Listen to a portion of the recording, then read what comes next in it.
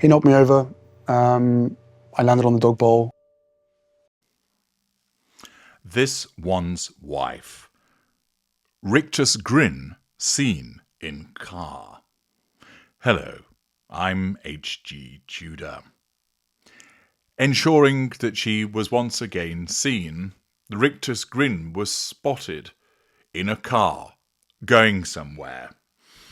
Yes, nobody has ever grinned in a car before. Yet this one's wife has demonstrated that once again she is a pioneer, not only being able to display her Rictus Grin in a motor vehicle, but also travelling in that motor vehicle to go somewhere. This is such monumental news that it had to be reported, and we are all blessed, for thankfully Backgrid was on hand to ensure that photographs of this one's wife with a Rictus Grin in a motor car were seen and distributed around the world. Thank goodness that was the case. After all, how would we be able to get through our day without knowing about the fact that this one's wife sported a Rictus Grin in a motor vehicle and went somewhere? Yes, the banality of this woman and her desperation to be seen continues unabashed and unabated. Naturally, the Daily Mail picked up on this, and Lillian Gisson was on hand to explain that Prince Harry and this one's wife were all smiles, as they attended longtime friend Tyler Perry's star-studded birthday bash on Saturday evening. As I've reported elsewhere, this, of course, seems to have been chosen in preference to Harry having a 40th birthday bash himself. I'm sure that he bashed the bishop in the course of the afternoon while looking at his now rather crumpled and stained picture of the Princess of Wales, but that's not what we're going to be talking about, and I'm sure you're pleased that that's not something that is going to be elaborated upon. The fact is, Harry's birthday comes second, which is understandable for the victim of a narcissist who is in sustained devaluation. The couple were spotted leaving a $31 million Montecito show mansion, this being the Daily Mail. The value of people's properties is always something that has to be reported on, where they celebrated the filmmaker's 55th birthday alongside a slew of other famous faces. This kind of bash is exactly what the somatic narcissist that this one's wife lives for. An opportunity to rub shoulders with people that she regards as her crowd. Apparently, they appeared to be in great spirits, with this one's wife grinning and giggling next to her husband in the backseat of a black Range Rover. Wow! Not something that actually has ever happened before. While this one's wife's outfit wasn't visible through the car window, no doubt something that she'd be screaming at a person for failing to ensure that whatever she was wearing ought to be seen, Harry was seen in a grey suit. This one's wife appeared to be wearing her diamond engagement ring and her wedding band, and she kept her long brown locks pulled back into a ponytail.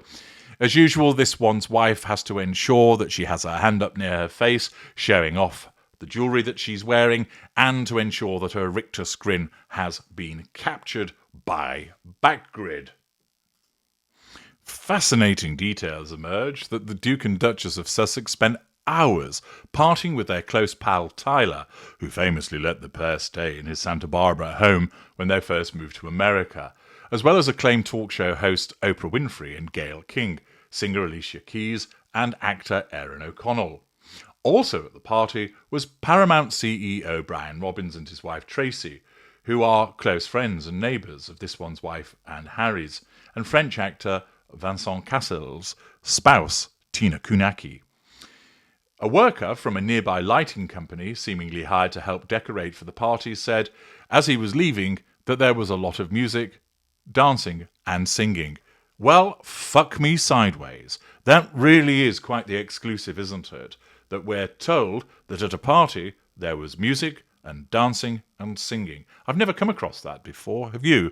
All the parties that I go to, they're really just like funeral wakes. People sobbing as they eat a cucumber sandwich with the crust cut off. People staring at the floor, not wanting to show any joy or delight. What a load of fucking nonsense. Naturally, there's going to be music and dancing and singing. It's a party. Apparently, there were lots of speeches and food too. One wonders if this one's wife took along her custom-made microphone and decided to offer a few words of beigeness to the birthday boy. She probably wouldn't be able to resist the opportunity to do so, making a speech, talking about how grateful she is and how authentic she is, and not mentioning Harry's birthday. Apparently everyone was having a lot of fun. It was a good party. There were a lot of famous people, but I cannot say any more, he dished. Well, you didn't really dish anything, worker from nearby lighting company.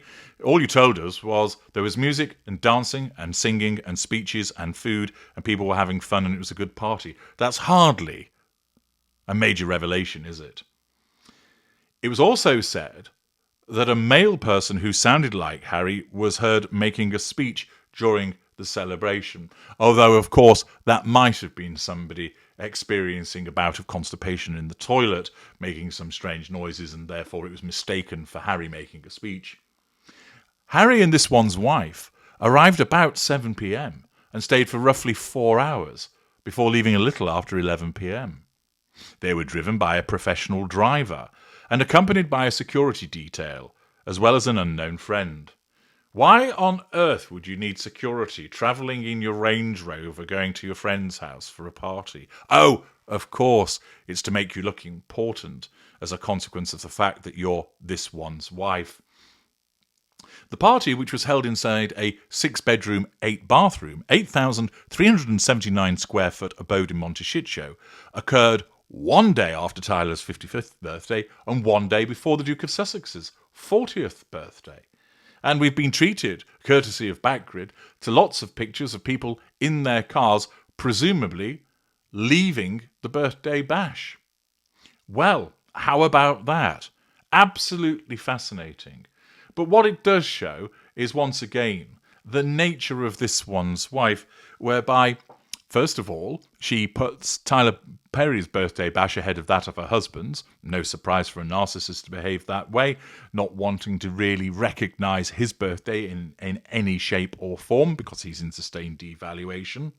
And of course, it needs to be about her. It needs to be about her being seen attending a party where there are some other famous people, because that's what matters to this vacuous individual, because it allows her to assert control over a readership by basically saying, see, I am popular. Look, I got invited to Tyler's party. I went along and there were other famous people there because I'm famous and important and popular. So you should all now worship me. Thus, she gains fuel and she manages the facade of supposedly being popular. It's notable that this one's wife wants this reported on, hence Backgrid's involvement, as a further attempt to reject the bad news that came out, where she was described as a dictator who makes grown men cry and basically who everybody is afraid of. Unable to claim that that's the racist British press because it came from the Hollywood Reporter, that really is a major wound for this one's wife, both in terms of its content and the amplification thereafter. And all she's been able to essentially do is remain silent in relation to that article, the assertion of control by staying in a position of withdrawal, and then engage in her usual activity of trying to get PR puff pieces pumped out to say how lovely and wonderful she is, and to have her Rictus Grin photographed as she leaves a party. She has to make it all about her. She has to ensure that the banal aspects of her life are covered. And of course, the newspapers will cover it because people want to be able to see what she's up to. And of course, that the fact is that she wants to be seen. After all, look, she happens to put herself in the centre seat in the back of the car because she knows that she's going to be in full view of the photographers, which she has already arranged. It truly is pathetic. But that's the nature of this narcissist. You can sort of see Harry, but he's slightly obscured by the seat, and ditto the friend. But who is it? who's smack bang in the middle of the photograph, Rictus Grin on display. Yes, looking like the cat that got the cream, because she's gathering the thought fuel of, yes, I've been photographed being involved in this important party. Yes, it's all about me. You can get the ginger spare, he's irrelevant. His birthday, that doesn't matter. What is important is the fact that me and my Rictus Grin are seen leaving a party and that people write about it. She organises for the media to be there. She organises for her to be photographed to ensure that she is the one that's seen.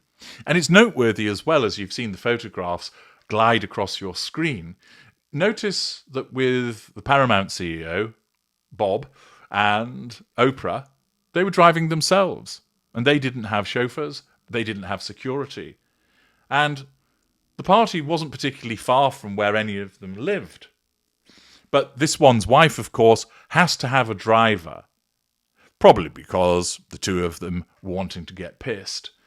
But also, of course, it makes her look important. And also to have a security detail. Because then, again, it makes her look important. The fact is, it is this one's wife doing what she always does. Forgetting about other people, Harry's 40th birthday, making it about her, and the fact is, there she is, Rictus Grin, back-grid organised, sat in the centre so everybody can see. Entirely predictable, entirely pathetic, and as always, driven by her narcissism. It's a vacuous life that she leads, one where she has to be performative at every turn, because all she wants to actually do is live the celebrity high life, because she believes that's what's important, and that's where she believes that she belongs. She's not interested in charity or philanthropy or service. She just wants money and fame. An empty, empty woman. I'm H.G. Tudor. Thank you for listening.